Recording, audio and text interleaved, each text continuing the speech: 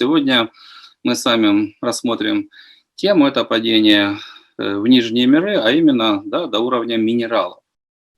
Если поставить вопрос, как вы считаете, а какая часть людей упадет ниже ватерлинии?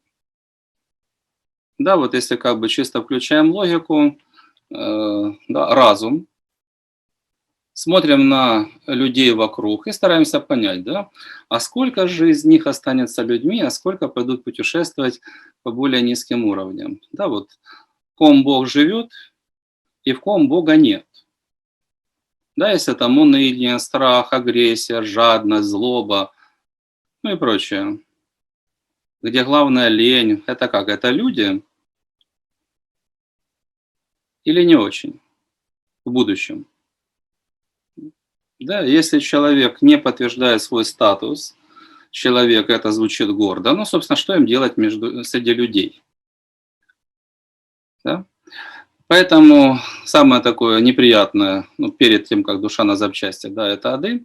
Там душа на запчасти, предположим, за последние много лет это небольшой процент. А ниже ватерлинии это приличный процент людей, у которых света нет, они его не ценят. Работать они особо не хотят. Слово «честь» для них это что-то совершенно такое постороннее. Поэтому часть воды, часть в минералы, часть в растения, часть в животные. Но это процентик не маленький. Да? Поэтому несколько слов, как выглядит сама вот эта процедура. Ну и по программам, собственно, почему люди в такую ситуацию попадают. Да, собственно, чем отличается минерал, неважно, там это ж не порода просто такая какая-то рыхлая, минерал, неважно, там какой-то драгоценный, полудрагоценный камень, просто что такое, какую-то форму имеет, У него там тоже душа своя есть, если его повредить, взяли камушек, огранили, неправильно обработали, мутнеет, трескается, тоже прибили камушек, не может жить. Тоже у него есть там своя душа. Вот чем отличается от человека? Основные программы, чего туда, собственно, люди попадают в мир минералов? По крайней мере, две ключевые программы. Одна – это по возможности ничего не менять, ничего не делать, неизменяемость. Не хочу напрягаться. А вторая – не хочу взаимодействовать с людьми, чувства не хочу Вот минерал – это идеальная ситуация, когда все программы, которые управляют человеком, реализуются на 100%. Ты не хочешь куда-то бежать, пожалуйста, сиди, ты вообще никуда бежать не будешь. 1000 лет сиди на одном месте. Не хочешь ни с кем общаться, выстраивать взаимоотношения, пожалуйста, сиди 1000 лет, и с тобой никто не будет общаться.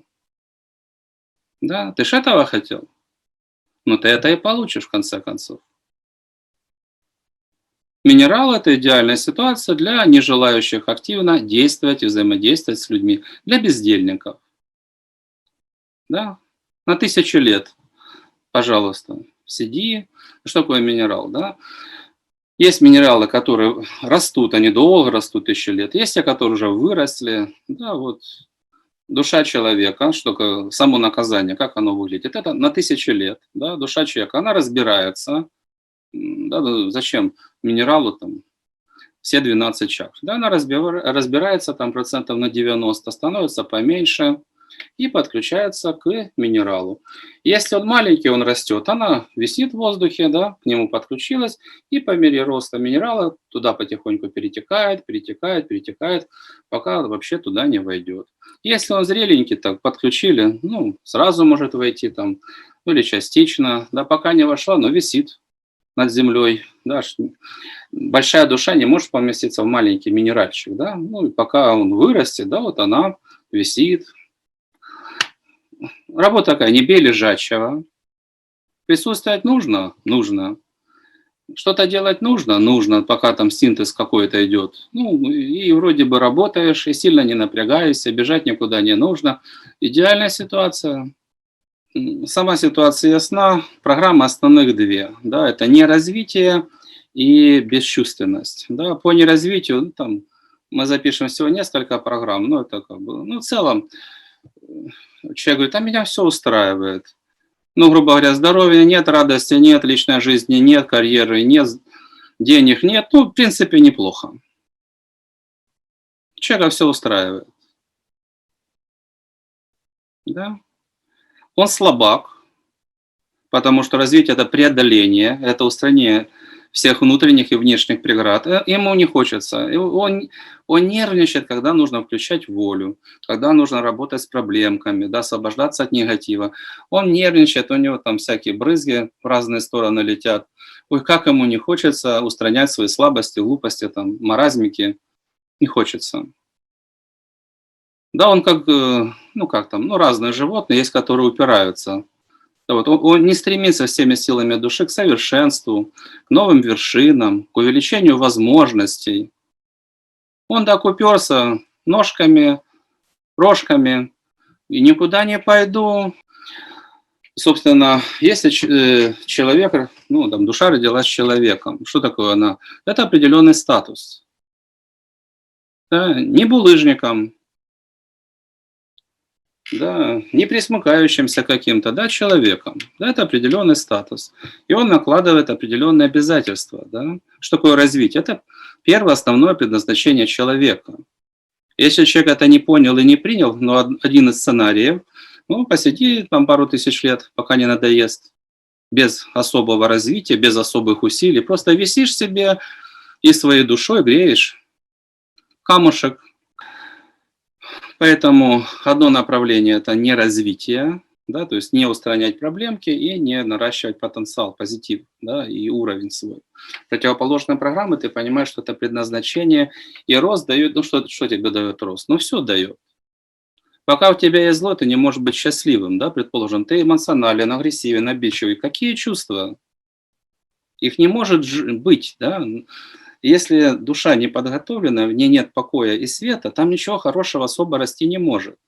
Ну, вернее как, среди бурьянов тоже иногда маленькие такие цветочки, какие-то там они как-то вот вылупляются по чуть-чуть. Ну, это вот максимум, на что можно рассчитывать. Да, чтобы это было все красиво, но бурьян весь нужно убирать. Да, тогда для позитивных проявлений и творчества, и полета души, и всего есть почва. Да, если человек этого не понимает, он будет несчастным. Если он не понимает, от чего зависит успех, там, окружение достойных людей, от твоей внутренней силы, от твоих результатов, от чего это зависит? Если ты не хочешь расти, то твое окружение такие же неудачники и страдальцы, как и ты, если ты защищаешь не развитие, не достижение результатов, если ты защищаешь слабость, да, это по неразвитию. Примерно такая же ситуация по бесчувственности, да. То есть, ну, в конечном итоге там может быть там разное число причин, там сами причины разные, где-то там ожоги какие-то получил.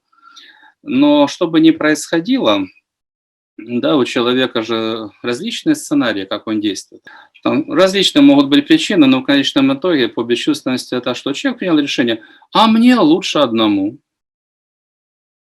Лучше одному. Если общаться, лучше с телевизором или с кошкой там, или с бутылкой. А с людьми сложности, у них есть мнение, на него как-то нужно реагировать. Да, и поэтому задача людей обходить десятой дорогой в конечном итоге по разным причинам. Одни из основных – это у человека много внутренних проблем, он очень уязвим, он очень раним, он мнительный, да, что-то сказали, он обижается, нервничает, возмущается, шипит. Ну, там, куда ни ткни, там проблема. Ну, больше, меньше, у каждого свое. Но в целом это человек-проблема. Вот взаимодействие с ним обязательно где-то там что взорвется. Да? С одной стороны вот это, а с другой стороны, ну что такое общение? Для людей же что-то нужно делать. Там, подарить радость, высказать уважение, там, побеспокоиться, там, ответственность за семью, да, или еще что-либо. Дружба – это тоже на помощь приходить. А у человека такой махровый эгоизм. Ну, у него такой облом что-то делать для людей. И он говорит, да, зачем? Это же для них что-то нужно делать. Я лучше посижу один в банке. Да? Ну, вот такая ситуация. А противоположный вариант, да, если по развитию, это предназначение. И человек понимает, какие призы. Вот что ты заслужил, то ты и получил. Да, что ты сделал, то и получил. А чтобы быть способным к действиям, тебе нужно становиться сильнее, изменяться, освобождаться от зла и расти. И вот развитие– это ключ к тому, что ты можешь делать и дальше заслужить.